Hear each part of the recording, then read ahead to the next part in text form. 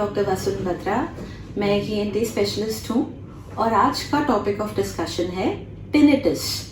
Tinnitus का मतलब है कान में शोर आना, एक रिंगिंग साउंड आना। बहुत से लोग इसको अलग अलग तरीके से डिस्क्राइब करते हैं। कुछ कहते हैं कान में सीटी बज रही है, कुछ कहते हैं कान में घंटी की आवाज़ आ रही है, कुछ कहते हैं कान में झींगुर की आवाज़ आ रही है। ये सब साउंड्स जो हैं ये टिनिटस के अंडर आती हैं, यानी कि कान में शोर आने को, ऐसी आवाज़ आने को जो बाहर असली में नहीं है लेकिन कान में आ रही है, इसको टिनिटस कहा जाता है। अब सबसे पहले बात करते हैं कि टिनिटस के कॉजेज़ क्या हैं, टिनिटस होता क्यों है। पहला कॉज है एज रिलेटेड। उम्र के साथ साथ हमारी जो सुनाई की नसें हैं वो कमज़ोर होनी शुरू हो जाती हैं और इन नसों के कमज़ोर होने का कभी कभी फर्स्ट साइन टिनिटस होता है।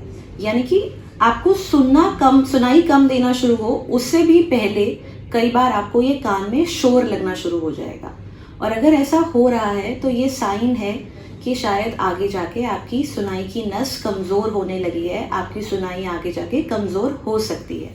तो पहला जो कॉज है वो है एज रिलेटेड। दूसरा कॉज है noise exposure, excessive noise exposure. जिन लोगों को बहुत ज़्यादा शोर में रहना पड़ता है उनको भी कान में टिनिटस हो सकता है, जैसे कि डीजेज हो गए, या जो लोग कंस्ट्रक्शन साइट्स के पास रहते हैं, या बहुत सारे लोग अपने कान में हेडफोन्स एंड ईयरफोन्स बहुत लाउड म्यूजिक सुनते हैं, उनको भी ये टिनिटस हो सकता है। कुछ बहुत रेयर कॉजेज़ भी हैं टिनिटस के, जैसे कि कुछ तरह के ब्रेन ट्यूमर्स, मीनियर्स डिजीज़, और कुछ बहुत सिंपल कॉजेज़ भी हैं टिनिटस के, यानी कि कान में वैक्स हो जाना, ईयर ड्रम में इन्फेक्शन हो जाना, खांसी जुकाम के कारण कान ब्लॉक हो जाना। इन सब केसेस में भी टिनिटस हो सकता है। और एक बहुत बड़ा चंक उन केसेस का है जिनका कोई कॉज नहीं होता है, मतलब टिनिटस के ऐसे केसेस जिनको पूरी तरह इन्वेस्टिगेट किया जाए तो भी कोई कॉज आइडेंटिफाई नहीं हो पाता है, उसको कहते हैं इडियोपैथिक टिनिटस, यानी कि tinnitus without any significant cause. अब अगर आपको टिनिटस हो रहा है तो सबसे पहले क्या करें? पहले तो घबराएं नहीं, अपने ईएनटी स्पेशलिस्ट से फटाफट मिलें। वो आपका कान चेक करेंगे, कॉज को आइडेंटिफाई करने की कोशिश करेंगे। अगर कॉज आइडेंटिफाई हो जाता है तो उसी लाइन पे ट्रीटमेंट चलती है, उस कॉज को ट्रीट करेंगे तो टिनिटस भी ट्रीट हो जाएगा। और अगर कोई कॉज नहीं मिल पाता है आपके टिनिटस का, तो पहला स्टेप ऑफ ट्रीटमेंट है रीअश्योरेंस। रीअश्योरेंस में हम आपको ये एक्सप्लेन करते हैं कि इसमें कोई घबराने की बात नहीं है, आपके सारे टेस्ट्स नॉर्मल हैं, सारी रिपोर्ट्स नॉर्मल हैं, और आगे जाके कान को इस टिनिटस से कोई नुकसान नहीं होगा, तो इसलिए इसमें घबराने की कोई बात नहीं है। And the second thing is you should stop focusing on it, मतलब इस पे ध्यान देना बंद कर दीजिए। कुछ लोगों को जब टिनिटस होता है, कान में ये शोर आता है या आवाज़ आती है, तो वो उसके ऊपर फोकस करके उसको सुनने की कोशिश करते हैं, और अगर आप जितना उसको सुनने की कोशिश करेंगे वो उतना ही बढ़ता जाएगा। उसका आप तो करना ये है कि उसके ऊपर ध्यान देना बंद कर दीजिए। अगर आपको शोर की आवाज़ आती है कान में, आप अपने माइंड को डिस्ट्रैक्ट कीजिए, कहीं और ध्यान लगाइए।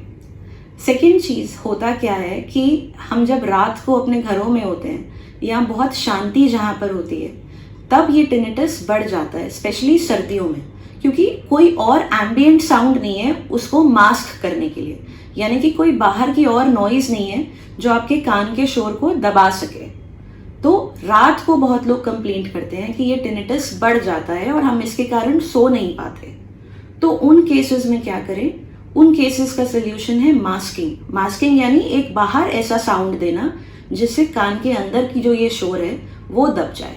तो हम लोगों को ये समझाते हैं कि जब सोने लगे, अगर आपकी नींद टिनिटस से डिस्टर्ब हो रही है, तो सोने के टाइम पे अपने रूम में कोई म्यूजिक चला लीजिए लो वॉल्यूम पे, कोई भी सॉफ्ट सा स्लो सा म्यूजिक, मेडिटेशन म्यूजिक या कुछ भी म्यूजिक जो आपको सूट करता है, वो एक लो वॉल्यूम पे चलाकर ऑटो कट पर डालकर आप सो जाइए, ताकि उससे आपका टिनिटस जो है वो मास्क हो जाए और आपको नींद आ जाए।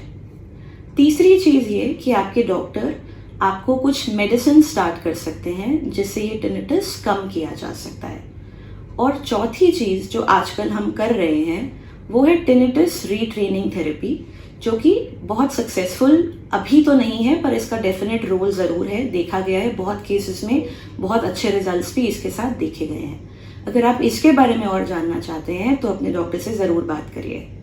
देखिए, बहुत टाइम से ये कहा गया है कि टिनिटस का कोई इलाज नहीं है, लेकिन अब ये बात सच नहीं है। टिनिटस का इलाज संभव है। टिनिटस के लिए हमारे पास बहुत सारी ट्रीटमेंट मोडालिटीज़ अवेलेबल हैं। तो अगर आप टिनिटस से परेशान हैं, बहुत टाइम से टिनिटस के साथ जूझ रहे हैं, तो प्लीज़ अपने ईएनटी स्पेशलिस्ट को मिलिए और इसका इलाज स्टार्ट कीजिए, क्योंकि इसका इलाज संभव है। Thank you.